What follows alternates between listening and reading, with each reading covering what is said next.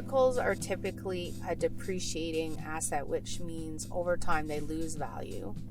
And generally speaking, real estate is the opposite, where the value of your home, for example, over time will increase in value.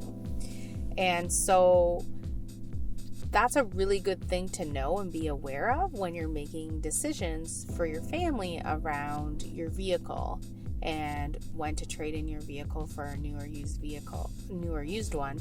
It's good to know that over time, generally speaking, vehicles go down in value.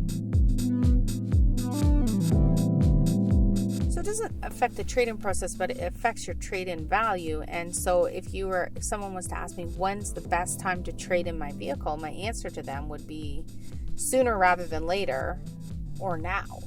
Because if you're looking to maximize the value of your vehicle is probably, regardless of when you're watching this video, worth more today than it will be tomorrow. And so if that's an important factor for you in making a decision to buy a new or used car, you want to keep it in mind.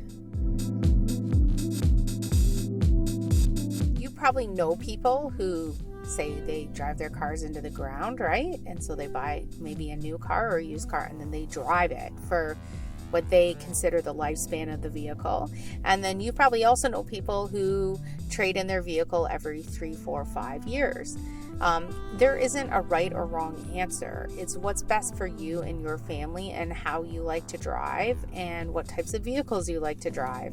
I think, though, when it comes to trading in a vehicle, there is typically a sweet spot before the vehicle odometer turns over 100,000 kilometers. So if you're going to trade your vehicle in at some point in that realm, then do it before 100,000 kilometers, because it tends to just get a little more value for you than it would at 110 or 120,000 kilometers.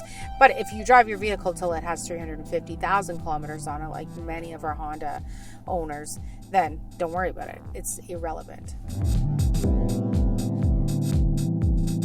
I think leasing comes into this because why would you want to own a depreciating asset? Why would you want to own something that loses value over time?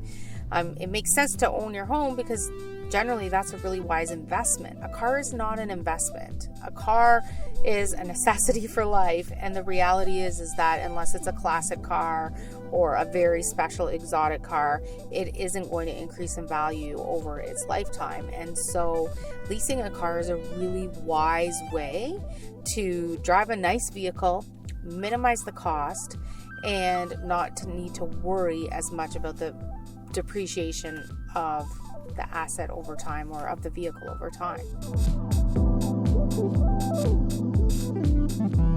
In many cases, leasing is a really smart decision. There are some things with leasing you have to keep in mind. For example, kilometer allowance. If you're someone who commutes a long distance every single day, then you're going to want to really consider that before you enter into a lease agreement. If you're someone who likes to buy a car and drive it for many, many, many years, then leasing may or may not be the best option for you. So there definitely are things to consider, but generally speaking, I really think leasing is a wise way to drive a vehicle.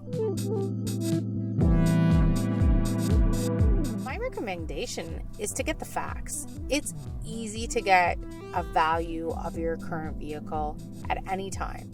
So do it. I mean, next time you're in for service, ask someone in the sales department to let you know what your vehicle's worth. We'd be happy to do that for you. And then you're making an educated decision with all the facts and go from there.